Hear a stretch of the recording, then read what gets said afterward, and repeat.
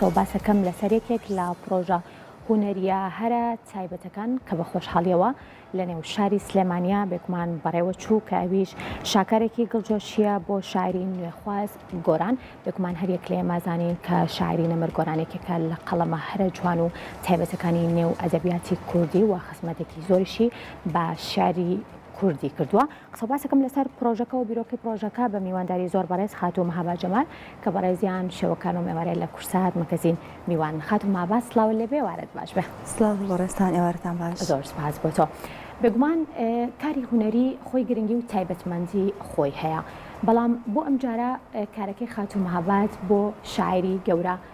گۆرانە. ئەم کارە کارێکی زۆر تایبەتە، هەنگاوێکی تازەیە لە کاری هونەری بۆ خۆم بۆ هونەریش. ئەم کارە تەنها کارێک نییە کە نووسینەوەی دیوانێک بێت، تەنها دروستکردنی پەیکەرێک نییە، تەنها کارێکی سیرامیک نییە. ئەم کارە کۆمەڵێک بابەتی لە خۆ گرتووە.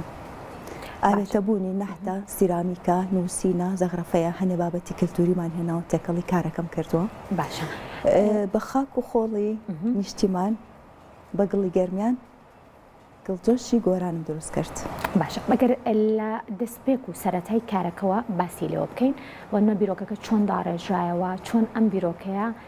لە نێو بە بڵین هزری خاتوو مەهاباتا بوو بۆ ئەوەی کە کارێکی ئاوا جیاواز بە قەبارێکی وا گەورە بێکمان بۆ شاعری گەورە گۆران بکرێت. گڵجۆشی گۆران بەرزێکی 4 مەترە، تاکە کارێکی خۆما کە بۆ قیاسە کارم کردووە، بە سیرامی کارم کردووە، بێگومان نەحت و خەت و زەغرەفەشی تایە لەگەڵ ئەوەیە، کۆمەڵێک بابەت ئاوێتە بوون لەم ئیشەیە. سەرەتا ئەم کارە پێشنیاریان کرد کە کارێکی سیرامیک بکەم بۆ گۆرانی بەڕێ شاعیر گۆران. بیرم لەوە کردەوە چی بکەین بۆ ئەوەی کە کارێکی زۆر تایبەت بێت، زۆر جیاواز وەکو لە پێشتر نەچێت، هەم لە دیزاین، هەم لە قیاسە، هەم لە هەتا جۆری نمایشکردنەکەشە، جۆری دانانەکەی، شوێنی دانانەکەی. ئەمانە هەمووی تەوان بەرنامە ڕێژێکی زۆر زۆر باشم بۆ کرد. پاش ئەوەی کە زۆر باش بیرم لێ کردەوە دیوانەکەی گۆران کە گۆرانی ئەژی گۆران بۆی هێنام کە پیاشنوەیەکمان کرد بە یەکەوە لەگەڵ کاگۆرانە بە سەر شعرەکانە، هەنێ لە شاکاری کە شعرەکانمان هەڵبژارد بۆ ئەوەی کاری لەسەر بکەم. سەرەتا کۆمەڵە شعرمان هەڵبژارد، لە دوای ئەوە ئیتر من دەستم کرد بە کارکردن تایە. مدەی ساڵێک من خەریک بووم، هەر پارچە شعرێک بە پێی بیرۆکەی شعرەکە کە باز لە چی ئەکات، بۆ نمونە ئەو شعری کە باز لە هەیاسا ئەکات، یەکێکە لە بابەتە هەرە جوانەکان، بیرم لەوە کردەوە ئەو شعرەکە من لە کارێکە بەکاری بێنم. کەواتە شارەکانی شاعری نەمر گۆران خۆی بوونە ئیلهامی دروستبوونی کارێکی لە بەدڵنیایی گەورەترین بیرۆکە من لە شعرەکە وەرم گرت. هەر پارچە شعرێکە هێناومە کارم لەسەر کردووە، دیزایانی پارچەکە لەگەڵ شعرەکە گونجاوە، کاردانەوەی شعرەکە. بەڵێ هەموو پارچەکان تەواو بوون، گەورەترین پارچیان کە قەڵایەکە لە بەشی سەرەوەی کارەکە دامنەوە. ئەمە کارەکەی خاتوو بڵێ کۆنتترین قەڵاکان بەو شێوە دیزاین کراوە. من دیزایانی ئەو قەڵانەم هێنا جارێکی تر لەم پارچەیە دووبارەم کردەوە. کارەکە کە سێری ئەەکەی هەستەکەی دایان ساڵە دروست کراوە بۆ شێوازێکی کللتوری و کەلەپوری لەم شێوەیە زۆر تایبەت و ناوازەیە، بەڵام بۆ کارەکە بەم شێوەیە هەموو کارەکان من جارێکتر ئەگەڕێنمەوە بۆ بنچینە ئەو بنچینەی کە باز لە ڕۆحەمیلی کۆمەڵایەتی و کللتورەکە کە هەموو کارەکانم بەو شێوەیە. هەر میلەتێ نەگەڕێتەوە بۆ بابەتە کللتوری و کۆمەڵایەتی و بنچینە کللتوری و ڕۆحیەکانی خۆی، ئەو میلەتە خۆی لە بیرەکات. پێویستە خزمەت بە کللتور بکەین بە هەر شێوازێک بێت، بۆ ئەوەی ئێمە بۆ کللتورە ناسراوین، بۆ کللتورە ناسنامەکەمان ئەو کللتورەیە. گەر ئێمە خزمەتی بکەین کاتە ئێمە خزمەت بە بوونی خۆمانەکەین، بە ژیانەوەی خۆمانەکەین. کارەکە ئەوەی کابینم ئەو کامەژە پێکرد گەڵجۆشیە و زۆر لە ئەو هونەرمەندانی کە کار لەسەر گەڵ ئەکەن ئاماژ بۆکەن کە گەڵی کوردستان با بڵین یان بڵین دەوروبەری سلێمانی بە شێوەیەکی گشتی ئەتوان سوودمەند بن لێی. تا چەند خاتوو مەهابا سوودمەند بوو لە من لە سەرەتای کارکردنم هەتا ئێستا کە ماوەی 20 ساڵ بۆ 21 ساڵە کارەکەم تەنها بە خاک خۆڵی نیشتمانەکەی خۆم کارەکەم بۆ ئەوی هەموو کارەکانم بۆنی خاکی خۆمی لەبێت بە تایبەت لەم گڵجۆشەیە هەنێ پارچی ترم بەکارهێناوە هەنێک گڵی ترم بەکارهێناوە گڵی سپین بەکارهێناوە هەرهی ناو بڵێن ناو هەرێمە گڵی سپیە بەڵام بۆچی ئەو سپیە بەکار ئەهێنم بۆ ئەوەی یاریەک لەگەڵ چای بینەر بکەم جیاوازێ بکە لە بینی گڵی سپی و گڵی سوورە بەڵام زیاتر گڵی سوور بەکارهێنم گڵی گەرمیان بەکارهێنم کوالیتێکی زۆر باشە و ئەو ڕەنگەی ئەو ڕەنگە سوورەی ئەو گڵە پێم ئەبەخشێ جارێکی ڕۆح ئاياتەوە بەکارەکەم لەبەرەوە بەردەوام گڵی سوور بەکارهێنم گڵی نزیکترین دەوروبەری خۆم بەکارهێنم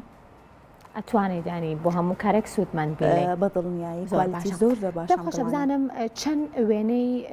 شاعری گەورەی کورد گۆران لە نێو کارەکەیە هەیە واتە ئەو بە بڵین شێوازە سیرامیکە یاخو بڵێن ئەو پەیکەرە بچووکانی کە دروست کراوە چەند پەیکەرن 32 پەیکەرە جگەل لەو پارچەی سەرەوە 33 پۆرترێتی گۆران بەکار هاتووە باشە هەر یەک لەو شارانی کە نووسیوێت یاخود بڵێن گزارشتە لە بەشەکەی خۆی شارەکان نووسراونەتەوە تایە یاخود بەڵێ شارەکان نووسیوەتەوە هەنێ خەتیشم بەکار هێناوە بۆ نمونە خەتی دیوانیم نووسیوە لەو شعرانەیە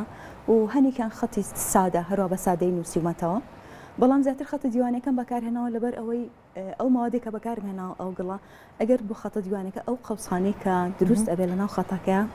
هاوکارە لەگەڵ مادەکەیە ئاوێتە ئەبن جارێکتر پێکەوە بۆیە زیاتر احتیمال ما بە خەتی دیوانەکە ئەم بیرۆکەی زۆر تایبەتە ئەگەر داوات لێ بکەن بۆ یەکێکتر لە شاعیرە یاخود کەسایەتە دیارەکانی کورد هەمان بیرۆکە دروست ئەەکەیتەوە یاخود بیرۆکەیەکی تر بە ئەنجامگەین من 2010 کە دەواازەی شەیدانی شارم دروست کرد یەکەمین کار بوو کە لە دەرەوە لەسەر فلکەیەک کار بکەم ئەو کات کە ئەو کارم کرد بۆ ئەو پێنج شەهیدە بوو کە لە دەواازەی شەیدانی شارە شەهیدکان لە 2010 هەتاکو ئێستا هەموو بیری خۆم کۆ کردوێتەوە بۆ ئەوی لە کاری ئایندا من هەنگاوێکی تازە بنێم بە 10 ساڵ گەشتمە ئەوەی کە ئەم بیرۆکەیەتان پێیس بکەم کە کۆمەڵشتی تازەم کا کردو کارزانەوەی هونەرمەندانی تری سیرامیک بۆ ئەوانەی کە لە نێو مەراسیمەکە بەشداریان کرد ئەوان چۆن بوو کاردانەوان و هونەرمەندان بەڕاستی من کار ئەەکەم بۆ طبقەیەک نایکەم بۆ چینێک نایکەم من کار بۆ هەموو خەڵکەکەم کار بۆ گەنجانەکەم سوپاسی هەموو ئەو کەسانەکەم کە کاری سیرامیکەکەن دەستخۆشیان لێ کردوم دەستی ئەوانش خۆش بێ بەڵام کارەکەی من زیاتر بۆ خەڵکە بۆ هەموو چینەکە بۆ هەموو توێژەکە بەستم لە ڕووی هونەریەوە ئەوان چۆن کارەکەیان بینی ئەوان بەڕاستی دەستخۆشیان کردووە سوپاسیانەکە منش دەستخۆشی لەوانەکەم گومان بیرۆکەیەکی نوێ و زۆر جیاواز و تازەشە لە دوای تەوابوونی هەر کاری پەیکەرێک یاخود گڵجۆشێکی لەم شەوەی تۆ هەستەکەم وەکو مۆنۆمنتێکە کە سێری ئەەکەیت بۆ کۆمەڵێک شعر و کۆمەڵێک بە بڵین فێسی جیاوازی شاعری گەورە گۆران و شتێکی جیاواز و تایبەتە کارێکی لەم شەوەیە بەرزەکەی ئەگەر هەڵەنە بخات و مابات 4 مەترەوە نیە؟ بەڵێ بەرزێکی 4 مەترە تا چەند گرنگە شوێنی نمایشکردنەکەی چونکە بێگومان هەموو هونەرمەندان کە کارەکان تەواوکەن دواتر خەمی ئەوانە کە کارەکان لەکوێ نمایش ئەکرێت و چۆن پارێزراوە بێ ئەم کارە پارکی ئازادیمان هەڵبژارد بۆ ئەم دانانی ئەم ئیشە تاوان لێ ڕۆسپاس بۆ کامەران کاگەچی بەڕێوەبەری باخچەکان هاوکارم بوو لە دۆزینەوەی ئەو شوێنەیە دانانی کار لە شوێنێکی تایبەتە زۆر گرنگە ئەو شوێنی کە ئەم کارەمان لێدانا شوێنێکی سەر ڕێگەیە زۆرینی هاوچێ خەڵک لەسەر ئەو ڕێگەیە زۆر مەبەستمە لە شوێنێکا بێ کە زۆرترین خەڵک ببینێ زۆرترین ئەو ئەجنەبیانە ئەو گەشتیارانە کێنە ناو شارەوە ئەچنە ئەو پارکە و ئەو ئیشابینن زۆرترین کەس کە ڕۆژانە هاتوێ ئەو پارکاکە و ئیشابینێن لە ڕاستیشە ئەم شوێنە بووە ئەم ئیشە بۆ مۆزەیەک بۆ کۆکردنەوەی کارەکان ئەلەویان هەم پارێزراویشە پرۆژەی لەم شوێت تا چەند گرنگە بۆ نمونە گرنگی پێ بدرێت بۆ کەسایەتیەکانی تری کورد بۆ نمونە کەسایەتی ئەدەبیەکان هونەرمەندەکان تا چەند گرنگە لە شێوازێکی لەم شێوەیە بە بڵین شعرەکانیان کەسایەتی و تەواوی چەند پەیکەرێکی ئەو کەسایەتیە لە شێوازێکی لەم شێوە کاری هونەریە بوونیان هەبێت لە نێو شاری سلێمانی بەتایبەت ئەم کارانە هەرچەنە هیلاکێکی زۆری ئەوێت ماندووبوونێکی زۆری ئەوێ بەڕاستی بەڵام زۆر گرنگە کە هەنگاوێکی تازەیە جارێکتر چاوی لاوەکانمان بکەینەوە جارێکی چاوی کۆمەڵگەکەمان بکەینەوە بە کاری تازە و خزمەتیشە بۆ ڕابردووی خۆمان ڕاستە ئەم هەنگاوانە زۆر زۆر گرنگە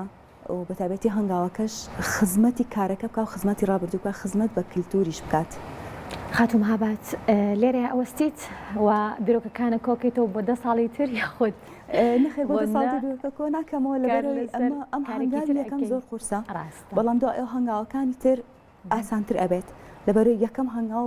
بەردەوام قورسی و ئاستەمبیەکانێتە بەردەمت چارەسەری ئەەکەی هیوادارم لە کاری ئایندەیە بۆ شێوەی هیلاک نەبم بەڵام توانین کارێکی جیاوازتر بکەی بۆی بەم شێوەیە قسە و باسی لەسەر بکرێت بە دڵنیایی گەر من جیاوازیەک دروست نەکەم کارەکە نەکەم باشترە. زۆر سپاس بۆ خاتوم هابات جەمال شێوەکار کە ئەم ئێوارەیە لە کورسات مەگەزین بووی. سپاس بۆ تۆ دووبارە بەخێر بێت.